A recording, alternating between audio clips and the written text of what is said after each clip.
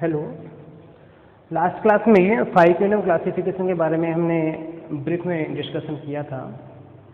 आज की क्लास में 5 किंगडम क्लासिफिकेशन को डिवाइड किया जाना और डिवाइड करने के पीछे इसके क्या क्राइटेरियाज थे। क्राइटेरिया का मतलब आधार, वो कौन से फंडामेंटल बेसिक क्राइटेरिया थे, वो आज की हम इस क्लास में स्टडी करेंगे। पिछली क्लास में मैंने इनके नाम आपको बताया था और आज इन्हीं क्राइटेरिया को हम डिटेल में स्टडी करने जा रहे हैं। 5 किंगडम क्लासिफिकेशन में सबसे पहले हम किंगडम लिख देते हैं इधर। पहला जो किंगडम है 5 किंगडम क्लासिफिकेशन का, ये था मोनेरा। दूसरा था प्रोटिस्टा। तीसरा था फंजाई।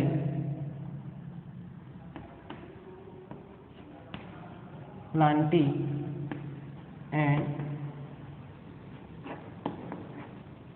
एनिमेलिया। ये 5 किंगडम थे जिनको आपको विभाजित करने हैं। ठीक है। इन 5 किंगडम क्लासिफिकेशन में अब बात हम कर रहे हैं इनके क्राइटेरियाज की।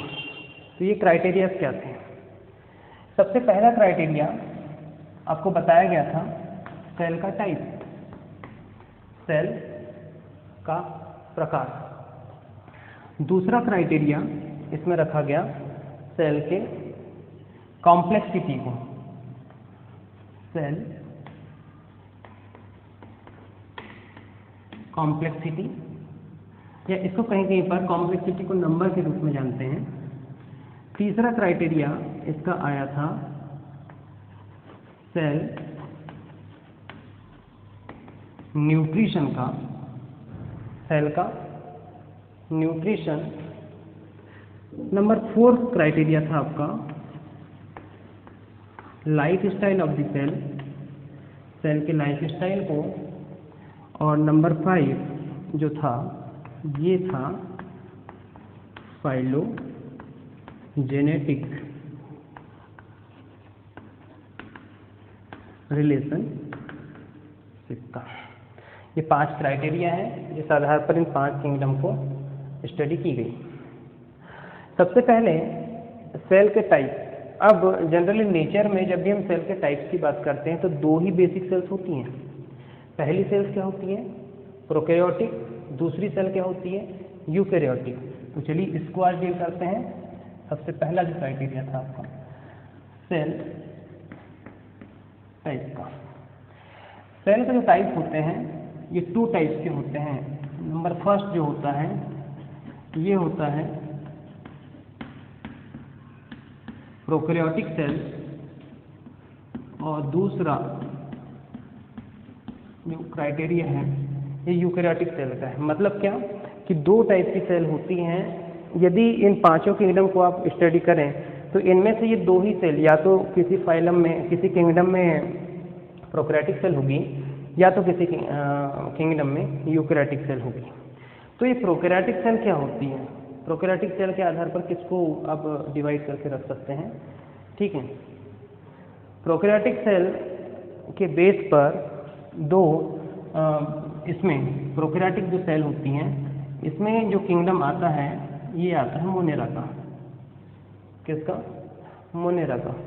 जबकि जो इसमें कुछ जो प्रोटिस्ट होते हैं इनको भी प्रोकैरियोटिक सेल माना जाता है। कुछ जो प्रोटिस्ट के एग्जाम्पल्स होते हैं उनके कुछ एग्जाम्पल्स प्रोकैरियोटिक को बिलोंग करते हैं। जबकि कुछ जो प्रोटिस्ट होते हैं, प्रोटिस्ट, इसके बाद फंजाई, इसके बाद Plantae, and next and last kingdom of the 5 kingdom classification that is animalia.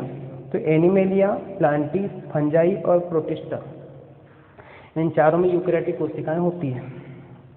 Monera के एग्जाम्पल्स में हम पढ़ते हैं बैक्टीरिया को। मतलब आप बैक्टीरिया की कोशिका को, बैक्टीरिया की सेल को जब भी आप पढ़ेंगे तो वहाँ पर हमेशा उसकी सेल आपको कैसे मिलेगी? प्रोकैरियोटिक मिलेगी। अब कुछ जो बैक्टीरिया के अलावा माइकोप्लाज्मा हो सकता है, ये भी एग्जाम्पल्स आएगा आपको प्रोकैरियोटिक का। प्रोटिस्टा में कुछ जो प्रोटोजोन्स होते हैं, प्रोटोजोआ कैटेगरी जो आएगी वो भी प्रोटिस्टा को बिलोंग करती है। कुछ साइंटिस्ट उसको एनिमेलिया किंगडम में रखते हैं। जब हम एनिमेलिया पढ़ेंगे वहाँ पर जब फाइलम का क्लासिफिकेशन जब हम पढ़ेंगे तो इन प्रोटोजोन्स को एनिमेलिया मान लिया जाता है। ठीक है। फंजाई में जब बात हम करते हैं डिफरेंट टाइप के फफूंद की, जैसे म्यूकस है, राइजोपस है, ये सब कैटेगरी। प्लांटी की तो बात ही नहीं है, प्लांटी यूकैरियोटिक कैटेगरी में आएंगी। ग्रीन प्लांट्स में पाई जाने वाली सेल यूकैरियोटिक सेल, एनिमेलिया में पाई जाने वाली सेल यूकैरियोटिक सेल, और सभी प्रकार के एनिमल्स में पाई जाने वाली जो सेल होती है यूकैरियोटिक होती है। मतलब आपका वर्गीकरण का जो पहला क्राइटेरिया, जो पहला आधार था सेल का टाइप, वो यहाँ पर कंप्लीट हुआ। प्रोकैरियोटिक और यूकैरियोटिक के बेस पर हमने मोनेरा और प्रोटिस्टा को समझा। अभी यहाँ पर जब हम बात करते हैं सेल कॉम्प्लेक्सिटी की, नाम से स्पष्ट है इसकी कॉम्प्लेक्सिटी। कॉम्प्लेक्सिटी का मतलब है जटिलता। कोशिका में यहाँ पर कॉम्प्लेक्सिटी कैसे होगी? कॉम्प्लेक्सिटी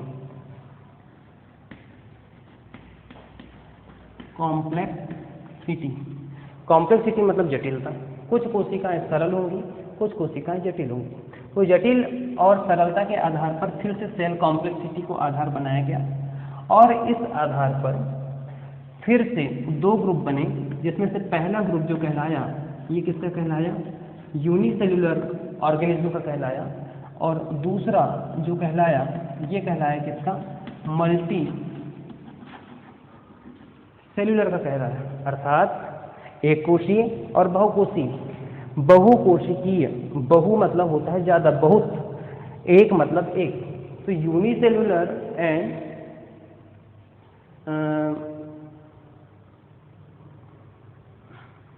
मल्टीसेल्युलर, इन दोनों पर यदि हम स्टडी करें तो यूनिसेल्युलर में यूनि का मतलब होता है एक, एक मतलब क्या? एक मतलब होता है सिंगल, मल्टी मतलब मोर, और इन दोनों के पीछे तो एक सफिक्स आपका लगा ही हुआ है, उपसर्ग। सेल्युलर मतलब कैसी सेल? तो सिंगल सेल। कैसी सेल? तो ज्यादा सेल। स्वाभाविक सी बात है, जिसमें सिंगल सेल होगी, जिसमें एक सेल होगी वो कम डेवलप होगा, जिसमें ज़्यादा सेल होंगी वो ज़्यादा डेवलप होगा। अब हम इसको फॉलो करवाते हैं किसमें? अपने 5 किंगडम क्लासिफिकेशन में। तो यहाँ पर याद रखना कि यूनिसेल्युलर कैटेगरी में आने वाला जो पहला किंगडम है, जिसको हम मोनेरा के नाम से जानते हैं, वो यूनिसेल्युलर होता है। अर्थात यहाँ पर क्या कंडीशन सामने आएगी आपके कि इनमें पाई जाने वाली सेल कैसी है? एक है, और इस एक सेल के कारण में ही बॉडी की सभी प्रकार की मेटाबॉलिक एक्टिविटी, बॉडी की सभी प्रकार की बायोलॉजिकल एक्टिविटीज, ये सारी की सारी जो एक्टिविटीज़ हैं किसके अंदर कंप्लीट होगी? एक सेल के अंदर। अब यदि एक सेल यदि ये बॉडी के सारे काम करें तो वहाँ पर इसको डेवलप नहीं कहा जा सकता। लेकिन इस मल्टीसेल्युलर में जहाँ अलग अलग प्रकार की कोशिकाएं पाई जाती हैं और सभी कोशिकाओं का जो काम होता है वो डिफरेंशिएट होता है। डिफरेंशिएट का अर्थ विभिन्न, सबके अलग अलग काम के लिए अलग अलग कोशिकाओं को रखा गया है। तो सभी काम, सभी जो सेल्स हैं यूनिट वाइज या इकाई के रूप में अपना अलग अलग काम बहुत सुव्यवस्थित तरीके से करती है। तो उस प्रकार की सेल को हम मल्टीसेल्युलर सेल बोलते हैं। तो मोनेरा, जबकि जो मल्टीसेल्युलर ऑर्गेनिज्म के जो आपके किंगडम हैं, इसमें पहला आएगा प्रोटिस्टा, क्योंकि मोनेरा तो आपका यूनिसेल्युलर में आ गया। प्रोटिस्टा, इसके बाद का फंजाई, इसके बाद का Plantae, and last kingdom animalia. ये सारे के सारे जो ऑर्गेनिज्म हैं ये किस में आते हैं? मल्टीसेल्युलर कैटेगरी में आते हैं। ध्यान देना, कहीं कहीं पर बुक में कॉम्प्लेक्सिटी न देकर सेल नंबर देता है। तो नंबर तो हो गया ना, ये एक सेल, ये ज़्यादा सेल, तो सेल कॉम्प्लेक्सिटी ये सेल नंबर के रूप में भी इसको जाना या पढ़ा जाता है। तो इस तरीके से सेल कॉम्प्लेक्सिटी ने इस 5 किंगडम क्लासिफिकेशन को समझने में हेल्प की। ठीक है, यहाँ पर जाकर आपका सेकंड क्राइटेरिया कंप्लीट होता है। तीसरा क्राइटेरिया जो है आपका वो बोर्ड पर लिखा हुआ है, देख सकते हैं आप, सेल का न्यूट्रिशन। सेल या कोशिका पोषण कैसे प्राप्त करती है, तो यहाँ पर सेल के न्यूट्रिशन के बारे में हम बात करते हैं। न्यूट्रिशन मतलब पोषण, सेल न्यूट्रिशन, सेल का पोषण। तो सेल जो होती है अलग अलग प्रकार से पोषण प्राप्त करने का प्रयास करती है या काम करती है। अब सेल न्यूट्रिशन में हम यहाँ पर दो ग्रुप बना देते हैं। सबसे पहला जो ग्रुप होगा ये होगा किसका, प्लांट्स का। आप यहाँ पर लिख सकते हैं प्लांट में इन प्लांट। और दूसरा जो न्यूट्रिशन हम पढ़ते हैं ये होता है इन एनिमल, है ना। इसके अलावा भी जितने जो किंगडम्स, अब प्लांट और एनिमल तो फिर फंजाई, प्रोटिस्टा, मोनेरा कहाँ गए, वो साथों साथ इसके साथ हम इंक्लूड करते चले जाएंगे। प्लांट्स में जनरली प्लांट्स का जब भी नाम सामने आता है तो वहाँ पर एक चीज हमको समझ में देखने में आती है कि प्लांट्स जनरली ऑटोट्रोपिक होते हैं। कैसे होते हैं, ऑटोट्रोपिक होते हैं। ऑटोट्रोपिक का मतलब स्वपोषी, ऑटोट्रोपिक। ऑटोट्रोपिक मतलब स्वपोषी, अर्थात ये स्वयं से अपना भोजन प्राप्त करते हैं। और ये बताने वाली बात बिल्कुल नहीं है, क्योंकि आपको पहले बताया जा चुका है कि ये स्वपोषी किस आधार पर है। ये स्वपोषी इनमें पाए जाने वाले क्लोरोफिल पिगमेंट के आधार पर है कि हरे पौधे क्लोरोफिल की उपस्थिति में प्रकाश संश्लेषण की प्रक्रिया करते हैं, और इस प्रकाश संश्लेषण इसमें फोटोसिंथेसिस के द्वारा ये फूड का फॉर्मेशन करते हैं। अब यहाँ पर ऑटोट्रोपिक के साथ ये होती है बात किसकी, हेटेरोट्रोपिक की। तो भाई प्लांट्स कुछ ऐसे भी होते हैं क्या जो ऑटोट्रोपिक या अपना भोजन नहीं निर्माण कर सकते, तो हाँ कुछ प्लांट ऐसे होते हैं। तो इनको हम बोलते हैं हेटेरोट्रोपिक और इनको बोलते हैं परपोषी पौधे। क्या कहते हैं इनको, परपोषी पौधे। तो ये कैसे पौधे होते हैं हेटेरोट्रोपिज्म में, हेटेरोट्रोपिज्म में कुछ ऐसे पौधे होते हैं जिनमें स्वयं का भोजन निर्माण करने की सक्षमता नहीं होती है, तो वो दूसरों पर डिपेंड होते हैं। तो वो कौन से पौधे, चलिए देख लेते हैं। यहाँ पर पहला जो कैटेगरी आएगी ये आएगी पैरासाइट की। पैरासाइट मतलब परजीवी, दूसरों पर आश्रित रहने वाले। ये परजीवी जिनके पास क्लोरोफिल नहीं है वो दूसरे पौधों पर आश्रित होते हैं। तो और उन्हीं से अपना, हम पढ़ रहे हैं किसके बारे में, न्यूट्रिशन के बारे में। तो परजीविता के आधार पर वो अपना पोषण प्राप्त करते हैं। और इस पैरासाइट के पहले कैटेगरी में, पहले एग्जाम्पल में हम पढ़ लेंगे यहाँ पर कस्कुटा प्लांट को। कस्कुटा जिसे हम हिंदी में अमरबेल बोलते हैं, वो दूसरे पौधों पर आश्रित होकर अपने भोजन या अपने जीवन यापन की शैली को पूर्ण करता है, कस्कुटा, है ना। कस्कुटा के बाद में यहाँ पर और भी दूसरे हैं, ओरोबैंकी। ओरोबैंकी, ओरोबैंकी का नाम सुना होगा, ये भी एक परजीवी पौधा है। और इसके अलावा एक होता है जो कि आपके कॉमन साइंस के जीएस में पूछा जाने वाला प्रश्न है, the largest flower of the world, दुनिया का सबसे बड़ा पौधा, तो वो ये होता है रैफ्लिसिया। क्या होता है, रैफ्लिसिया। तो देखा आपने, कस्कुटा, ओरोबैंकी और जो रैफ्लिसिया होते हैं, ठीक है, रैफ्लिसिया होते हैं,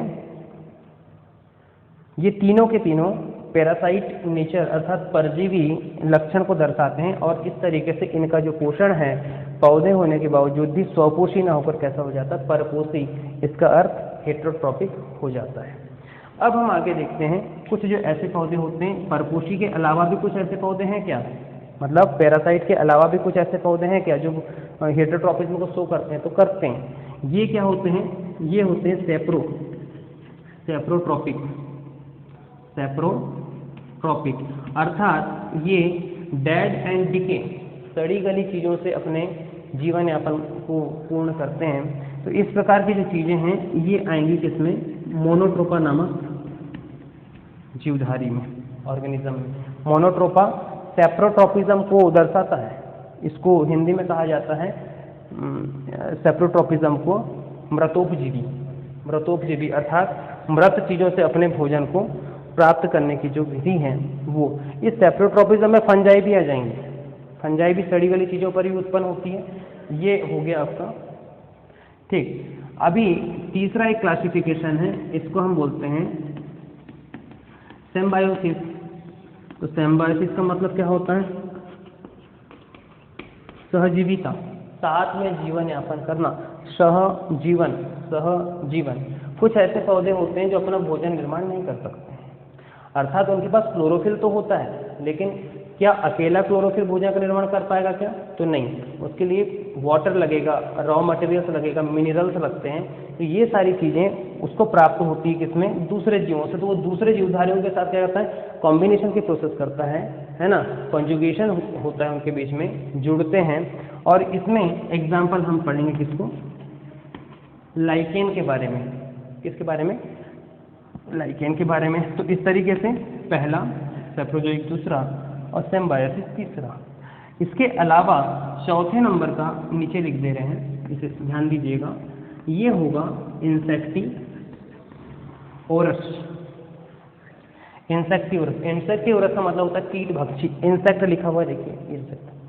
ये जो पौधे होते हैं कहाँ पर पाए जाते हैं? ये दलदली भूमि में पाए जाते हैं। दलदली मतलब मार्सी लैंड। ये कहाँ पर पाए जाते हैं? दलदली भूमि में पाए जाने वाले पौधे होते हैं। और दलदली भूमि में पाए जाने के कारण यहाँ पर नाइट्रोजन की बहुत ज़्यादा कमी होती है। नाइट्रोजन की कमी होने के कारण होता क्या है कि इनको नाइट्रोजन नहीं होगा तो प्रोटीन नहीं बनेगा। तो वो करते क्या है? इंसेक्ट को किल करते हैं। और ये इसमें सबसे फेमस, आपने निपेंसिस का नाम सुना होगा। जो निपेंसिस होता है ये इंसेक्टिओरसी कैटेगरी में आएगा। इसके अलावा ड्रोसेरा नाम का जो पौधा होता है ये भी इंसेक्टिओरसी कैटेगरी में आएगा। तीसरे नंबर पे ये होगा यूट्रिकुलेरिया। क्या होगा? यूट्रिकुलेरिया। तो इस प्रकार से क्या देखा आपने कि सेल के न्यूट्रिशन में पहले हमने प्लांट में दो प्रकार के कैटेगरीज को पढ़ा। नंबर फर्स्ट इज ऑटोट्रोपिज्म, अर्थात स्वपोषी, और दूसरा आपने स्टडी की हेटेरोट्रोपिज्म की। ऑटोट्रोपिज्म जो क्लोरोफिल की उपस्थिति में अपना भोजन का निर्माण करते हैं। हेटेरोट्रोपिज्म जो क्लोरोफिल जिनके पास होता है या नहीं होता तो वो दूसरों पर आश्रित होते हैं, या प्रकाश संश्लेषण के अलावा दूसरे तरीके से पोषण प्राप्त करने की विधि है ना, ये क्या कहलाती है? हेटेरोट्रोपिज्म कहलाती है। तो सेल न्यूट्रिशन के आधार पर ये हमने स्टडी की प्लांट में। अभी आपको स्टडी करनी है किसके बारे में? एनिमल्स के बारे में। इसको नोट कर लीजिए पहले।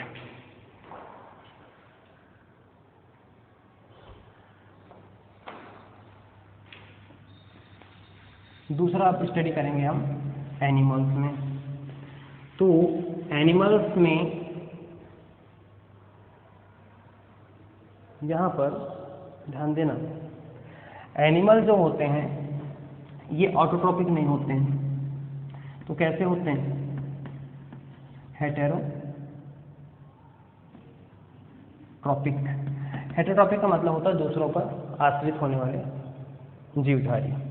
साथ ही साथ साथ जो एनिमल्स होते हैं इनके पास एक और एक गुण होता है भोजन को ग्रहण करने का, होलोजोइक। होलोजोइक का मतलब होता है जो भोजन को निगल कर या माउथ से ग्रहण करते हैं, है ना। होलोजोइक नेचर को हिंदी में जाना जाता है किसके नाम से? भक्षण। भक्षण करना मतलब खा लेना। भक्षण करना मतलब खा लेना। तो यहाँ पर होलोजोइक नेचर के आधार पर जंतुओं को कैटेगरीज में हमने डिवाइड किया। कैसे कैसे भोजन को हम ग्रहण करते हैं, मतलब यदि हम ह्यूमन बीइंग की बात करें या दूसरे जीवधारी की बात करें तो भोजन को कितने तरीके से खाया जाता है? तो भोजन को 3 तरीके से प्राप्त किया जाता है। सबसे पहला जो होता है हर्बीवोरस। हर्बीवोरस जो हर्ब जानते हैं ना, साग भाजी, तो ये इन जीवधारियों को हम बोलते हैं शाकाहारी। अब उदाहरण लिखने की आवश्यकता यहाँ पर नहीं है, जानते हैं आप, ठीक है। ये शाकाहारी। दूसरा जो होता है कैटेगरी होता है इसका कार्निवोरस का। कार्निवोरस का अर्थ होता है मांसाहारी, अर्थात जो मांस पर आश्रित होते हैं। और तीसरी कैटेगरी इसकी होती है ओमनिवोरस की। तीसरी कैटेगरी किसकी होती है? सर्वाहारी। ये ओमनिवोरस की, जो हार्बीवोरस भी होते हैं, कार्निवोरस भी होते हैं, जो दोनों भोजन को जो प्राप्त करते हैं उनको हम बोलते हैं क्या? सर्वाहारी। तो ये 3 कैटेगरी जो होती हैं वो होलोजोइक नेचर, हेटेरोट्रोपिज्म एनिमल में सेल न्यूक्लियस को डिफ्रेंशिएट करती है। तो इस तरीके से तीसरा क्राइटेरिया कंप्लीट होता है किसको समझने के लिए, 5 किंगडम को समझने के लिए। अभी अब बात आती है किसकी, लाइफ स्टाइल की। तो ये लाइफ स्टाइल का मतलब क्या, जीवन शैली। चौथे नंबर का, फोर्थ नंबर का जो क्राइटेरिया है आपका, ये क्या है आपका, लाइफ स्टाइल। ये लाइफ स्टाइल कैसी होती है इनकी, लाइफ स्टाइल मतलब क्या। लाइफ स्टाइल के बारे में आपको पहले बताया गया और उसमें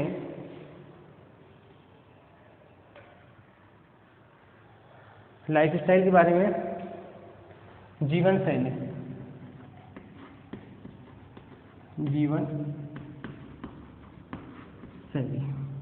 लाइफ स्टाइल में 3 कैटेगरीज आएंगी, ठीक है। इसमें और क्या होगा, तो लाइफ स्टाइल में होगा एनिमल या तो प्रोड्यूसर होगा, सॉरी एनिमल नहीं, ऑर्गेनिज्म। प्रोड्यूसर मतलब फूड का फॉर्मेशन करने वाले, एनिमल या तो कंज्यूमर होगा, और तीसरी कैटेगरी आएगी डीकम्पोजर का। तो प्रोड्यूसर कौन होते हैं, प्रोड्यूसर होते हैं green plant,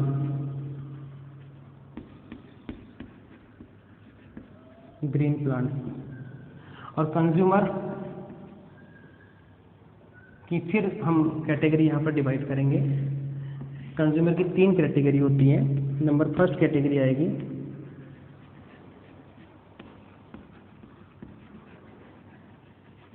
primary consumer,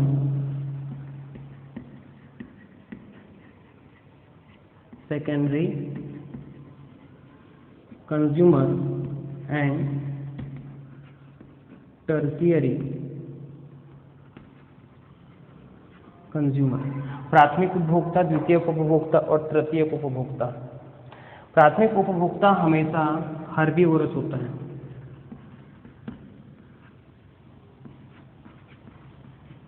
herbivorous शाकाहारी, जो किस पर डिपेंड है, प्रोड्यूसर पर डिपेंड है। सेकेंडरी जो है ये प्राइमरी को भी भोजन के रूप में ले सकता है और इनको भी, मतलब प्रोड्यूसर को भी। और टर्शियरी जो कंज्यूमर होगा ये हमेशा एनिमल्स पर, मतलब सेकेंडरी कंज्यूमर और प्राइमरी, मतलब ये कभी भी शाकाहारी नहीं हो सकता। प्रोड्यूस का प्राइमरी कंज्यूमर किसी एनिमल, सेकेंडरी कंज्यूमर किसी एनिमल, और एनिमल मतलब जंतु को खा रहा है तो वो शाकाहारी नहीं हो पाएगा। तो टर्शियरी कंज्यूमर जो होंगे वो तीसरे प्रकार के कंज्यूमर की कैटेगरी में आएंगे। डीकम्पोजर्स क्या होते हैं, डीकम्पोजर जो होते हैं, उदाहरण के तौर पर यदि प्रोड्यूसर या कंज्यूमर की तीनों कैटेगरी में यदि किसी की डेथ हो जाती है तो उसको सड़ाने या गलाने का जो काम होता है, तो इसमें जनरली सामान्यतः माइक्रो ऑर्गेनिज्म आते हैं। कौन आता है, माइक्रो ऑर्गेनिज्म, मतलब सूक्ष्म जीव, बैक्टीरिया, फंगस, ये सारी की सारी इनकी डेथ होने के बाद में उनसे भोजन को प्राप्त करते हैं, तो वो आते हैं डीकम्पोजर की कैटेगरी में। कुछ बड़े जंतु भी होते हैं जो मांसभक्षी होते हैं, मृत जीवों को खाने वाले, वे भी डीकम्पोजर की कैटेगरी में आते हैं, ठीक है। अभी आपका चौथा लाइफ स्टाइल का आधार कंप्लीट हुआ, जिसने 5 किंगडम क्लासिफिकेशन को समझने में हमारी हेल्प की। अब हम बात कर रहे हैं किसकी, नंबर 5, जो कि आपका है क्या, फाइलोजेनेटिक रिलेशनशिप। ये बहुत इंपॉर्टेंट है। फाइलोजेनेटिक रिलेशनशिप अर्थात जाति वृत्तीय संबंध को ये दर्शाता है कि जंतु की ओरिजिन या जीवधारी की ओरिजिन हुई कैसे।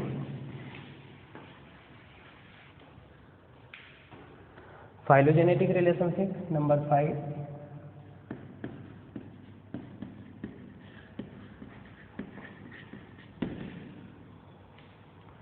फाइलोजेनेटिक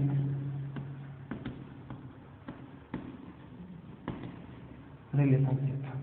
फाइलोजेनेटिक रिलेशनशिप में क्या बताया जाता है कि किसी जीवधारी की उत्पत्ति कैसे हुई,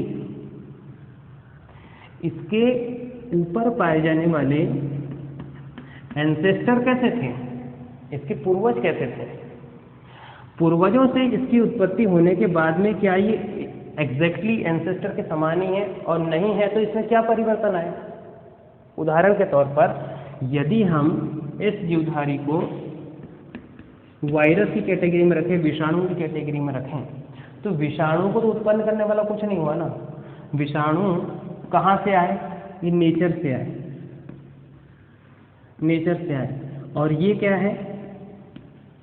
नेचर में क्या है? ऑर्गेनिक कार्बनिक पदार्थ हैं और इनऑर्गेनिक मतलब अकार्बनिक पदार्थ हैं। Organic and inorganic substance are present in nature, और इन्होंने कॉम्बिनेशन करके एक जीवधारी का निर्माण किया वायरस की। तो ऐसा क्या परिवर्तन आया कि जीवधारी बन गया? फिर इस वायरस के बाद में इसने अपनी कॉलोनी में या इसने अपनी स्पीसीज प्रजाति में वृद्धि करते चला गया। तो ये सारी चीज़ें हमको सिखाती है कौन? Phylogenetic relationship. फाइलोजेनेटिक रिलेशनशिप सभी फाइलम्स में संबंध स्थापित करने का काम तो करती है, लेकिन जीवधारियों के बीच दूसरे जीवधारियों के साथ भी ये संबंध को दर्शाती है। देख लेते हैं उदाहरण के तौर पर, यदि हम बात करें किसकी? ह्यूमन बीइंग की, मतलब हम मनुष्य की यदि हम बात करें ह्यूमन बीइंग की, तो मनुष्य की उत्पत्ति कैसे हुई? इसके एंसेस्टर के बारे में हम पढ़ते हैं। इसके एंसेस्टर कौन थे? इसके पूर्वज कौन थे? तो सीधी सीधी बात है, दिमाग में एक चीज आती है कि इसके एंसेस्टर बंदर थे सामान्य रूप से, एप, चिंपैंजी, ओरंगुटन, ये सारे इसके एंसेस्टर की कैटेगरी में आते हैं। लेकिन ह्यूमन बीइंग तो अपने एंसेस्टर से पूरी तरीके से भिन्न है ना। मतलब क्या चेंज आया? तो अपने एंसेस्टर से ये अपने जीन में चेंज हो गया, अपने क्रोमोसोम में चेंज हो गया, अब इसके अंदर पाए जाने वाले जीनोम से ये चेंज हो गया, और इसने एक नई स्पीसीज का निर्माण कर लिया।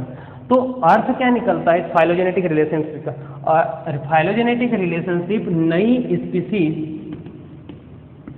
स्पीसीज नई प्रजाति को उत्पन्न करना और उनके बीच में संबंध को दर्शाता है, जिसके कारण क्या होता है, हमें बायोलॉजिकल क्लासिफिकेशन को स्टडी करना और भी आसान हो जाता है। बात समझ में आई? स्पीसीज मतलब प्रजाति की उत्पत्ति अपने एंसेस्टर से कैसे हो, तो कैसे पता करोगे? तो कुछ ना कुछ तो रिलेशनशिप होगी। तो रिलेशनशिप कौन सी? फाइलोजेनेटिक। और फाइलोजेनी मैंने आपको बताया था, phylogeny is a branch of the biology there is study of the origin of the organism. अर्थात फाइलोजेनी बायोलॉजी की वो शाखा है जिसमें किसी भी जीवधारी की उत्पत्ति का अध्ययन किया जाता है। तो या तो कोई जीवधारी प्रकृति से अकार्बनिक या निर्जीव चीज़ों से उत्पन्न हो जाए तो उसको वायरस बोलेंगे, लेकिन सभी जीवधारी तो ऐसे नहीं है ना। कुछ जीवधारी अपने जीवधारी से ही उत्पन्न होते हैं, जैसे माता पिता से उनकी संतान हूबहू वैसी नहीं दिखती, लेकिन बहुत सारी समानता असमानताओं के साथ एक नए जीवधारी का जन्म होता है। कभी कभी क्या होता है, किसी जीवधारी में बहुत ज़्यादा असमानताएं देखने को हमको मिलती हैं। वो असमानताएं नई स्पीसीज के डेवलपमेंट में उसको समझने में हमारी हेल्प करती हैं। तो वहाँ पर ये फाइलोजेनेटिक रिलेशनशिप अंतिम क्राइटेरिया था फाइव किंगडम को समझने का। मतलब ये प्रमुख आधार थे जिसके आधार पर आपने इन फाइव किंगडम क्लासिफिकेशन को डिज़ाइन किया। आपने नहीं किया, मैंने नहीं किया, ये फाइव किंगडम क्लासिफिकेशन को डिज़ाइन किया था, डिज़ाइनर इसके थे, वो थे RH विटेकर। तो कभी कभी ये प्रश्न आपके